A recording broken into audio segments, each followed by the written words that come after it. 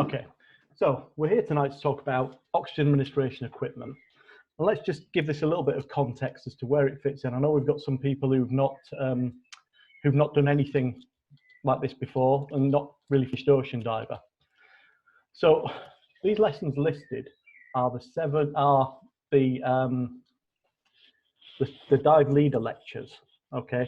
But they also go together to make up the O2 administration SDC. So at the start, we've got DT2, which covers basic life support. That covers rescue breaths, recovery position, all that kind of thing. Bez, if you want to chip in at any time, please do. If you think I'm missing something or you've got a better explanation, then please feel free. Yeah, so we've got DT2 covering basic life supports. DT3 is oxygen and diving incidents, and that's all about recognizing signs and symptoms of DCI and why we use oxygen in diving incidents. DT4 is a casualty evaluation. So how we would assess a casualty. And when we say casualty, we mean another diver, don't we? We mean one of us, the person we might be diving with. So let's just bear that in mind as we talk about this. We're covering today DT5, oxygen administration equipment. Now, ordinarily, we'd be together to do this, and we'd have several O2 sets, and we'd put them together as a practical exercise. So we're not going to be able to, anyone who is doing this, we're not going to be able to sign it off until we've done that as a practical physical exercise. But this will give you some idea. And luckily, SISAC have been putting they've got quite a decent video on assembly of this. So at the end of the lesson, we'll put that on just so you can see what someone else does with it. It's fairly straightforward, similar to scuba equipment. We've then got DT6, which is oxygen administration in practice, when we use it and how we use it at that time. And then that all ties together with DT7, which is the use of oxygen administration in a practical environment. Again, that's not something that we're going to be able to do at the moment, but we can do that when we get back together. So if there's an interest in doing this, if once we've got everyone finished with Ocean Diver, then as a branch, we can run an SDC on this. So it's not a big problem. But so tonight, because of the way we've ordered it, because of the way the people doing Dive Leader are, we're on DT5, okay? And sorry, I should have been doing that as we go along. And we're going to put together an O2 set. I know we've got people here who've done this lesson and people who've done the O2 admin course. So has anyone not seen one of these sets before? Yeah, or seen the box, but not You've seen the box, seen the brown tube. Yeah. Yeah. Okay. Good. All right. So we've got these in the branch, and basically, we're going to put together one. We're going to talk about how these things go together. So the objectives of this. By the end of this, we want to understand the configuration of the O2 set. We want to understand the characteristics of each of the components, what each of the bits of it do. We want to understand the maintenance requirements and be aware of any precautions that we might need to take. Okay. Now, we do take these every time we go diving. Okay. We don't tend to take them to inland sites. They kind of form our diver's first aid kit. But when we go to Stony Cove, those of you that have been, they have O2 administration facilities on site. Okay, so we don't tend to take it there. We probably should. It should be the job of the dive manager to take it. But every time we go on a sea dive, we'll take one of those brown tubes with us. Okay, and the boats that we use also have their own O2 sets on. Okay, mainly because that's the sort of boats that we hire. So the charter boats that we use will have their own O2 sets, but it doesn't really do us any harm to have two of them. Okay. So let's just move on. So the O2 set, or the oxygen administration equipment. Sorry. Oh, yeah. I can ask something. Is it a legal requirement for a boat to have one? Do they always have one? Or the boats that we hire do. I'm not sure if it's a legal requirement. I've got to be honest, Anna, I don't know. But the boats that we use, a dive charter, will all carry one. And yeah. that's part of the no, planning. I'm surprised you said all the ones we use, but not all the diving boats.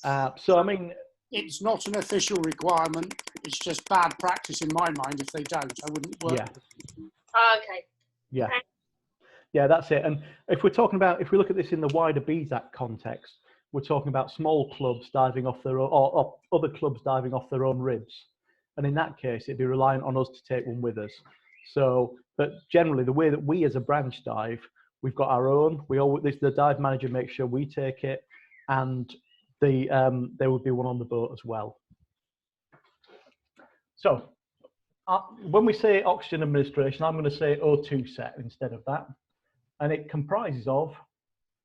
Let's just have a look. So we've got a gas cylinder, we've got a regulator, we've got a band valve and a mask, we've got a pocket mask, and we've got a reservoir mask. Okay, it all comes in a storage case for easy storage. And what this lesson is going to cover basically what each of those components does, how we put them together, and why we put them together in that way. Does that make sense? Mm-hmm. Yeah. Perfect. Okay, so the gas cylinders that we use. Okay, so oxygen cylinders are very similar to our own scuba cylinders. They differ mostly. There's a few significant differences. Okay, the first thing is the size. Now, oxygen cylinders come in lots of different sizes. The most common size that you'll see, the ones that we've got in the club, are a D cylinder. They're called a D size. Okay, and this is a picture here. If the slides look a bit weird, I've made the pictures bigger so that we can see them a little bit better. Now, generally, these are around about 370 litres to 540 litres, depending on the size, on the working pressure. Now, is anyone good at maths? I tried to look at what size these cylinders were earlier on, and I couldn't. But then I thought, well, hold on. If it's got 540 litres at 210 bar, I can do a bit of maths and work that back. And I reckon that's around about 2.6 bar. Oh, sorry, 2.6 litres water capacity at 210 bar. If you want to do that, it's 540 divided by 210, which comes in round at about 2.567. 5.7. Yeah. So they're fairly small. So put that in comparison, we've got a 12-litre cylinder that we use, a 3-litre pony. So this is the size that we're talking about. Okay, and the reason that we use those mostly, well, can anyone think why we might use smaller ones? Easier to carry around. Easier to carry around. And again, if we're talking about ribs, small club ribs, we're talking about the stowage. So I know that we've seen that brown tube, and that's round about the size of a 12-litre cylinder, isn't it? So it fits in a quite a compact size, easy to stow. Okay. You'll see different size cylinders when you buy nitrox. They've got great big cylinders that are taller than we are. That's a J cylinder. Okay, and then there are lots of different sizes in between, but these are the ones that we use mostly.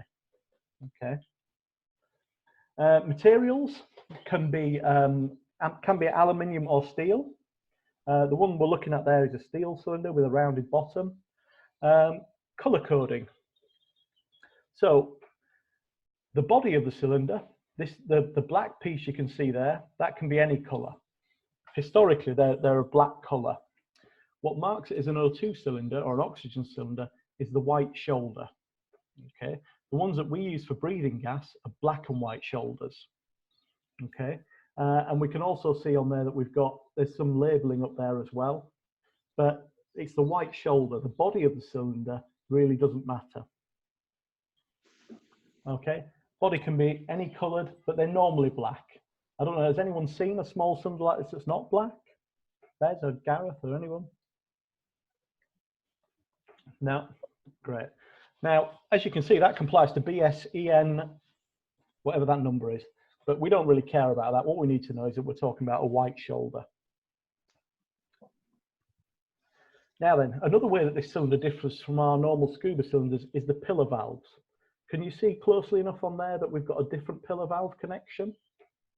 If you look very closely at that slide, we've got a female orifice, so we've got a hole and 2 guiding pins, 2 index holes. Okay, so do we think our scuba cylinder with a DIN valve is going to fit on there? Our scuba regulator? No. It looked like a yoke on the other picture a little bit. Yeah, it does. We'll come to that when we look at the regulator. It's exactly like the yoke. Perfect. So we've got a female outlet, but we've got no O-ring. When we talk about sexing of connectors, we talk about male and female, and the male is the one with the sticky out bit. So just for information, the O-ring on this one, unlike an A-clamp fitting, is part of the regulator. Okay, so there's no O-ring to drop off the cylinder. Okay, now obviously normally we'd demonstrate this, but yeah, we would have a look at one, but let's just have a little look for moving on. Any questions on cylinders so far? No. No, great. So the next part we listed was a regulator. Okay, so we've got oxygen that's contained in a cylinder at, let's say, 200 bar. Just like our diving equipment, we need a regulator that's going to make that into something that we can breathe. Okay, and this is our regulator. And if we can see that picture, again, I've enlarged it quite a bit, but we've got the two index pins. In fact, let me go through the list because I'll run the risk of repeating myself here. So they differ from a normal scuba cylinder, a normal scuba regulator. Now, if we think about the job, oh, thank you, I've just got another beer. If we think about the job of our diving regulator, what's its job? It delivers us breathing gas, but how does it do that? Is it a constant pressure, or does it vary pressure to match just above the ambient pressure? Yeah, pressure, whatever depth you're at. It does. It changes the pressure regardless of, so it changes the pressure with relation. So in your first stage that you've got in your mouth, you're being delivered gas that's at the same pressure as the ambient water pressure. Okay. So the first thing that changes on these O2 regulators is you will get a constant pressure from them. Okay, round about 4 bar usually. Okay, so this one can't be used underwater. Okay. Now, if let's say we tried to use this underwater at 4 bar, it would keep giving us pressure, keep giving us gas at 4 bar until eventually it stopped working. Anyone guess what depth it would stop working at? 30 meters. 30 meters, Rob? Yeah. You get oxygen toxicity before then, I'm guessing. Yeah, you get it way before then. But so what this reg would work down to 30 meters, then it would stop. But it's really not intended for use underwater. Okay. Now, different manufacturers do have different pressures, but it could be up to 10 bar. But these type that we're using, that is the most common type, I think, is around about 4 bar. So we can't take them underwater. We've talked about that. So we've got the inlet side of the valve of the regulator with our 2 index pins and our O-ring and our connection into the small cylinder. And it's fitted with a special sealing washer known as a Bodoc seal. Okay, I couldn't tell you much more about that, but that's what it is. You can see that circle on the outside of the regulator. That's a simple pressure gauge. Okay, fairly inaccurate, just for indication only, not as good as the ones that we use. So we've talked about how we get air in, how we get oxygen into the regulator, and how we check how much is in there. And then we've got 2 outlets on this particular one that's in front of us. So if you can see, there's the one that feeds the demand valve. We'll talk about demand valves in a minute. This one's normally permanently attached. That's the thick white one that you can see at the back of the regulator. Can you see that at the back? That's normally the permanently attached hose, and that goes to a demand valve. That small quick release clip that you can see there is for a constant flow outlet. Okay, and that delivers a minimum of 10 litres a minute. So we'll talk about that later on as well. Does that make sense so far? Yeah. Approximately 4 bar, constant pressure outlet. The inlet matches the cylinder. The male inlet has got the sealing washer. We've got our simple pressure gauge, and we've got two outlets. Let's just mention the demand valve. That can do from 100 to 160 litres a minute maximum, minimum flow rate. Okay. Moving forward, the demand valve. This is the type of this is the most commonly used, or the one we prefer to use. There are several reasons for that. We'll talk about those in just a second. And this is a demand valve like our scuba regulator. It only comes into use when we demand something from it. So as we breathe in, this will deliver oxygen. Okay. And we said already that we need to deliver at least 100 to 160 litres a minute. A big difference here is the mask that's on there. So this is a face mask or an oronasal mask, but that's too much of a mouthful for me, so I'm going to say a face mask. What that means is it covers the nose and the mouth. Okay. Can anyone think why we don't just use a normal, anyone got any ideas why we don't just use a normal scuba regulator, a normal mouthpiece with those two little rubber things that we bite down on? You just breathe normal air through your nose, I suppose. So yeah, we've got two reasons. The first is that we've got that normal air. So we're going to dilute our feed of oxygen. The whole point of this is that we get oxygen into our casualty using this equipment. So if the nose is free, he's likely to, or our casualty is likely to breathe in air through the nose, and that's going to dilute the flow of oxygen. The second reason is that often, if we're talking about a casualty from a diving incident, they may be feeling nauseous, so they may be feeling sick. And asking them to put that big horrible rubber thing in their mouth and bite down on it, and then hold your nose at the same time, it's a bit of a job. Okay, so the official line is that someone who's got suspected DCI is most likely to be nauseous, and they won't be able to tolerate a normal mask in their mouth. Sorry, a normal mouthpiece in their mouth. That makes sense? We're also diluting the flow, so that's why we've got the oronasal masks. They come in a number of sizes. We've only got one mask per O2 set, but they can be. We had this debate about this on the WhatsApp group, didn't we? That for smaller people, you can turn them upside down and use them the other way around to get a better fit. Any questions on demand valves? No. Remember, this is a demand valve. This is where we breathe in, we get a hit of air, then we stop breathing and nothing happens. I should really be bringing these up as I'm talking, shouldn't I? Sorry.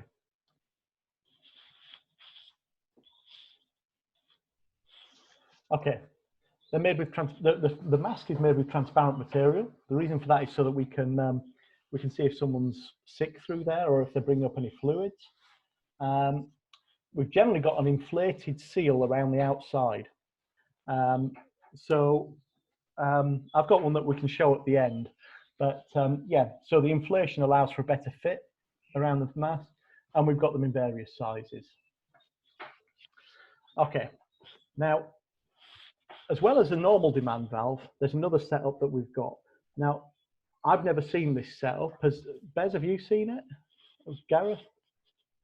No, we haven't got that. Set up. Sorry, the positive pressure resuscitation masks. Actually, I was waiting for you to mention that because, yes, that's normally medical personnel use positive pressure and we don't. Yes, yeah. So let's just go through how it works and what it does. So positive pressure resuscitation masks. We're going to cover later on, we're going to cover oxygen assisted rescue breaths, where we give rescue breaths via the O2 set that then injects oxygen as well. Rather than just the 21%, we put in 100% of oxygen. In a medical context, we've got these things called positive pressure resuscitation masks, where we can control a burst of positive pressure oxygen, which means that we don't have to blow. This thing does it for us. If you see the picture there, we've got that red trigger. So we'd make the seal across the casualty's mouth, make sure we've got a neck extension, and then blow a lungful of gas into them. Okay. Now, I think anyone who's got any common sense can see that this needs a little bit more training than we have. Okay. So there's, I mean, what we're talking about is the next thing from a ventilator that have been in the news an awful lot lately. Okay, so there are automatically controlled ones. These tend to be very expensive. The automatic ones are very expensive, quite large, and not really suitable for use in a diving environment, and require normal extra training. So way beyond what we do. So we're mentioning them. There are some that are manually controlled, and the configuration is available to us. But again, if we put in the context of a small boat and the fact that you and I are paying for all this, and that we don't really have the training, we're not medical professionals, So we tend to steer away from these. I've never seen one I've never seen one or heard of a club having one. But they work in the same way.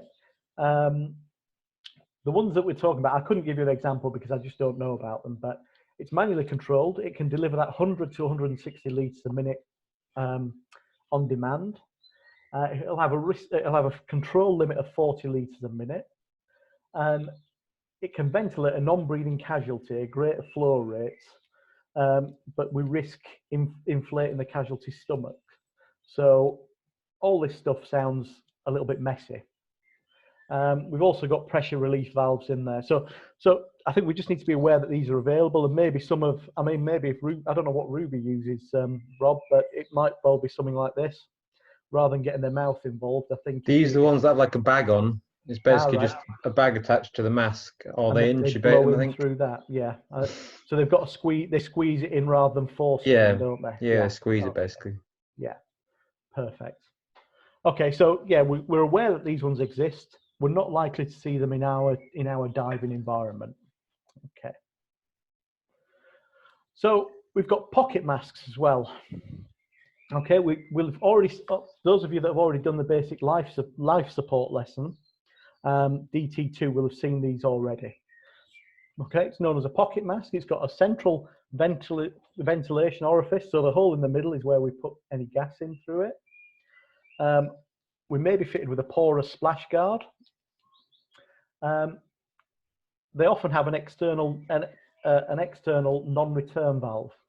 Okay, so we'll talk about this in a little while, how we can do oxygen-assisted rescue breaths.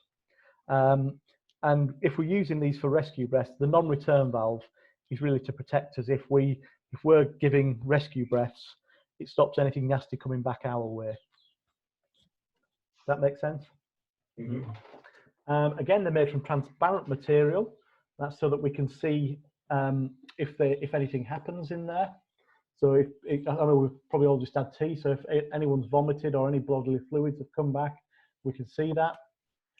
You can see better in this picture that we've got an inflated face seal to give a better seal across everyone. And this little nipple at the bottom there, we've got the hole in the middle. Can you see the little nipple at the bottom, just underneath the sort of plastic elbow fitting? Mm-hmm. It's got ridges on.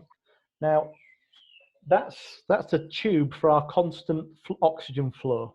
Okay, so what I was talking about before with rescue breaths, if we imagine we've got a scenario where we've got a non-breathing casualty on the boat, we've got them laid down with a suitable neck extension, we can attach our constant flow tube onto here, turn the oxygen set on, and then administer rescue breaths via this face mask.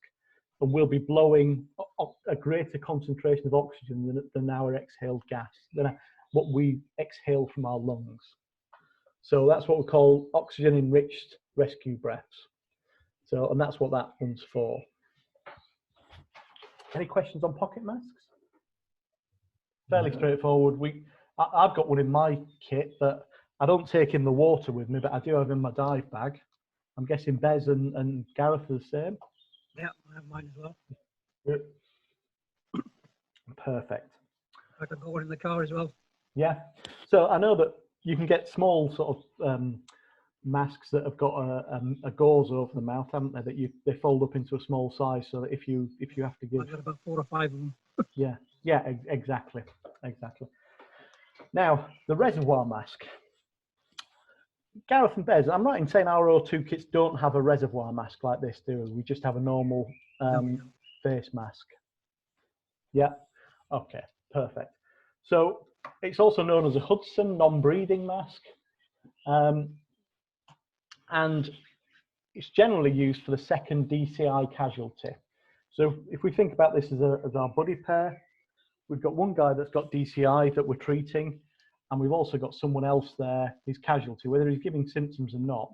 Again, we're not talking about symptoms in this lesson. We're going to move into that into DT6, which we'll do next, which will be the next one that we do. So this one's generally used for our second person. Okay. So we're just going to talk about numbers for a moment. So this reservoir mask is, hold on, let's start again. The demand valve is our best option, okay? A demand valve will give us around about, is it about 85% of oxygen, concentration of oxygen? So that's our best, well, in fact, no, the demand valve will give us 100% oxygen. This is our second best option. And this, in perfect conditions with a real nicely fitted mask, this one can give between 85 and 100%, okay? The pocket mask that we've just been looking at on the previous slide gives around about 50 or 60%, okay? 40 to 50% of, and what I'm talking about is the breathing gas that we're using, that the casualty is receiving into his mouth, will be diluted by around about 50% on the pocket mask. So this is our next best option to the demand valve. Okay. And with the reservoir, so yeah, let's get those on. So with the reservoir mask, we've got, again, an oronasal, a face mask. We've got the oxygen tubing that connects to our constant flow. We've got the reservoir, the bag at the front, and we've got the mask. The mask contains 2 exhaust valves. I don't know if you can see those green circles there. That's so that we can allow gas out of here, out of the mask. So when we breathe out, that expelled air leaves the mask. And generally on the constant flow, we've got our flow rate of 10 to 15 litres a minute. Let me just go through and make sure I've not missed anything. We need to fill the bag before we use it, okay? And by that, we need to turn the cylinder on, let the bag fill, and then let everyone use it. Let our casualty use it. The ones that we've got in the club don't have the reservoir mask, okay? So we use one that just connects direct on, and will be used like that. Does that make sense? I don't think I've explained that especially well, so if you've got anything to add, please do. No, okay. So we talked about so far the cylinder, the regulator, the demand valve, and the masks. The next thing that we're going to talk about is the storage cases. Okay. Now, different manufacturers have different cases. Okay. The ones that we have are these brown tubes, the Marinox sets, and that's what the pictures that we've been looking at all the way through here.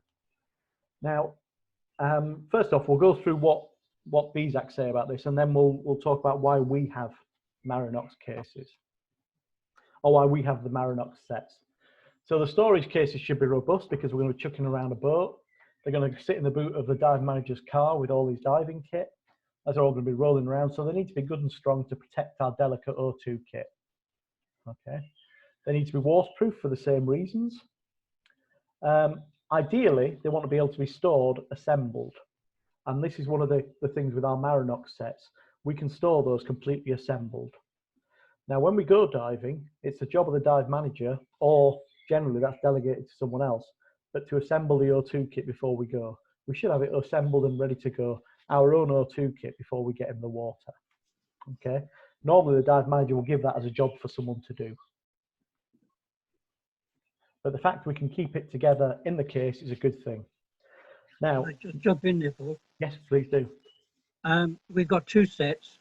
One is fully assembled, and it's marked up as being fully assembled. It's got a label on the top.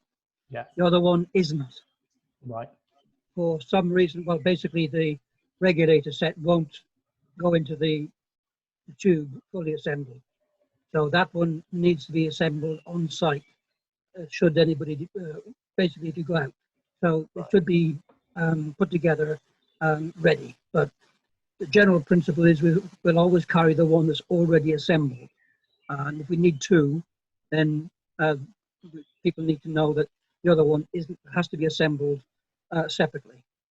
Perfect. The other thing is that there's one in the case. We do have another one of those in the cupboard. We don't use it. Again, it's one of those ones that has to be assembled when required. We have been trying to get rid of it, but circumstances have shown that we haven't been able to. But we do have 2 tubes, one assembled, one not. Perfect. Yeah, so what Bez is saying, we've got one that looks that's in the plastic case, like that suitcase type one that's there. So we've got 2 Marinox in the brown tubes and one that's assembled like that. Okay, one last thing on these on storage cases. Anyone think of why we need to have a pressure relief valve on them? If the cylinder valve leaks, if it's watertight, it needs to have a pressure relief valve to let out the pressure. Yeah, exactly that. And let's remember, we're talking about oxygen, pure oxygen, which supports combustion very well. Doesn't burn in itself, but it supports combustion. If you increase the oxygen in your fire triangle, then pretty much everything burns, doesn't it? So yeah. So what we don't want is a build-up of pressure of oxygen in there, and then when we open it. So they've all got a pressure relief valve on them too. Okay, precautions in use. So I've given the game away there. And the first thing that we've got to do.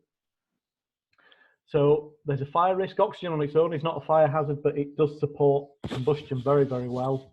So we need to make sure that all our components on here, if we think about our nitrox cylinders that we use, they all have a certain sort of grease. They all need to be dealt with in a certain way. So this is pure oxygen, which is the same thing again.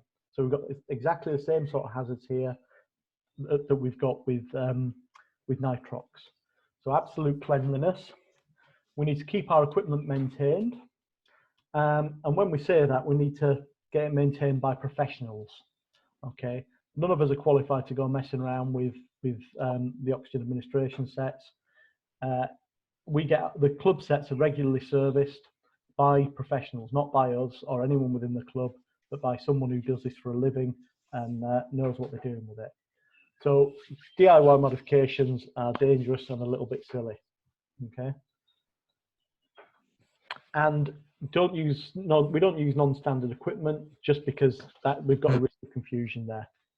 Okay, so what we've seen here is a BSAC presentation, but it shows exactly the O2, the oxygen administration kit that we use within the branch.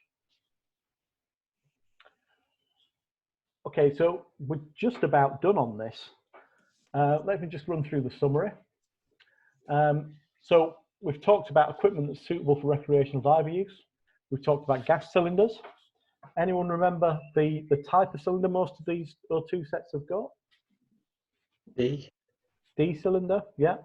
And based on my maths, at 210 bar, what was the water contents of a cylinder? 2.75 litres-ish. Yeah, around about smaller than a pony. So that gives you a decent idea of what size they are. Okay, we talked about gas cylinders. We talked about the regulator and the fact that we've got 2 index pins on there that fit that gas cylinder properly. We talked about demand valves and masks, and which is the best sort of, in terms of oxygen delivery, which is the most efficient of those two. Of that picture there, we've got two face masks. We've got the demand valve on the thick hose and the constant flow on the thin one. Which is which is the most efficient at delivering oxygen? The demand valve. The demand valve, absolutely. So that's the one we use out of choice. And if we do end up having 2 casualties, we can move on and we can move them onto the pocket mask. Oh, sorry, I've covered that already. We talked about pocket masks and how we can use those in oxygen-enriched rescue breaths. We talked about reservoir masks, how they're the next best thing. And we talked about that storage case. Now, we only use equipment produced by recognised specialists. There's no dodgy O2 kits around, or certainly we don't have them in the branch. The ones that we've got are the deal, and they're exactly what's been shown here. We do have one that's slightly different, but that's, again, it's from a recognised manufacturer, isn't it? So, any questions? So we need to keep it clean and well maintained. And while we're diving, we need to keep it assembled and ready for instant use. Okay. So, any questions then that's that lecture covered. That's a fairly short lecture. Normally we'd intersperse this with actually getting O2 kits out, putting them together, and having a feel around with them. Now, I don't have access to an O2 kit, but luckily BSAC have got us covered here. In that, we're going to need to, if we can just open up the chat window. So if you just give me a second. Are the cylinders just serviced by normal dive companies, or does it have to be like specific Now, medical? We don't get company? involved in the servicing of the cylinders. We get the Oh, cylinders from BOC full, and they come right, with a okay. little. They come with a seal across those 3 holes. And the only time we tend to use them is during training, and then we'll change out one of the cylinders each time. So you swap it basically for. Yeah, Right, we just okay. swap it. So Fair enough. we don't tend to own these cylinders in the same way we do with diving cylinders. So you take back an old one and you get a new one back. Oh, right, okay. Is that fair to say, Gareth? Yeah. Do you want to mention the little extras we've got in our O2 kit? I Yeah, do. would suggest the same. Yeah, I do. Now, I was going to do that. I was going to, basically, BSAC have got a video, that link there, I'm going to put it in the chat. And they've got someone assembling an O2 kit. Okay. So I think that's a worthwhile thing to watch. It's only about 10 minutes long. So we can keep this call going while we all watch that, if you like. And then we'll talk about the extras that we put in our kit. In fact, no, let's do it now. So one of the problems with this O2 kit is that it's fairly small in capacity. Okay, so and it's got that special connector on that won't fit a regular scuba cylinder. Let's say if we're suitably qualified. Okay, say I can go and buy 100% oxygen. Anyone capable of that, Gareth? Yeah. Yeah, me too. So I could take my O2 clean cylinder to Stony Cove now, well, not now, but you know, when the world returns to normal, and I could have it filled with 100% oxygen. Okay. Now that's not going to be a lot of use to us in this context, but let's say we've exhausted our supply of oxygen. Our 3 litre cylinder our 2.6 litre cylinder is empty. What can we do then? Well, we've got a couple of options. We tend to move down the line to nitrox or to any rich mixes of nitrox, or if the boat that we're on happens to be blending oxygen. So some of the boats out of Scapa have carried J cylinders of oxygen with them. Okay, and that means that they can blend us nitrox on the boat. Okay, so a typical Scapa boat would have 3 or 4 J cylinders of oxygen, about 8 feet tall, full of oxygen. The problem with those cylinders is that they've got a different pillar valve to what we've got. Okay, they've got a bullnose adapter, a bullnose connector in there that isn't compliant with this O2 set. But luckily, somebody within the club, I don't know who, was it John all that time ago? I think it goes back quite a long way, actually, because I can remember being involved Okay. back as far as Tim Parish. Oh, wow. So basically, in all our O2 sets, we've got adapters that will allow us to put that regulator on a different type of cylinder. So we've got a bullnose adapter that will fit a J cylinder. We've got a DIN adapter that will fit a DIN cylinder. Okay. So in DT6, we cover how we can basically, if we've run out of oxygen, we use the next best thing. We use the next richest mix of nitrox that we've got. Now, if that's in a cylinder that's got a regular demand valve, our old boy who's not feeling too clever might not want that in his mouth. So we can put our J cylinder, we can put our oxygen regulator onto those. So we've got a bit of flexibility there, and that's because someone in the club had the bright idea of doing that. I'm not sure they've ever been used, and that's a good thing. But yeah, does that cover it, Bez? Yeah, we've also got a waterproof first aid manual in there as well. Okay, yeah. Which in case people isn't sure, they can go straight to using that as a guide to checking somebody's health. But you'll probably cover that some other point. Yeah, yeah. Okay, so we've got information in there as well. Great. anyone else want to add anything or questions or? Not from me. No. No. Okay, everyone know how to get the chat window up? Yep. Yeah, great. Hold on, so I've just stopped sharing and I'll come back with video because that's what we're all, I know that's what we're all really here for. So, hold on, sorry. If you follow that link, I'm hoping I've got the right one and it's not girls in bikinis again, but have a look. If you take that in a web browser, that should go to Vimeo, and SISAC have got some quite useful videos on there.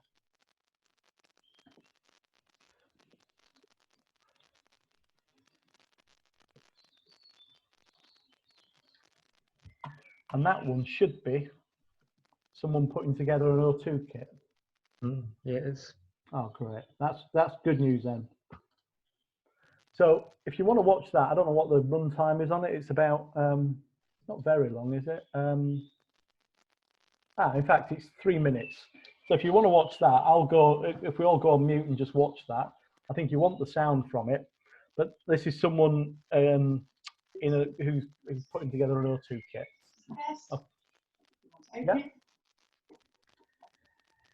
Perfect. I'm going to shut up. The second class makes you buy everything as well.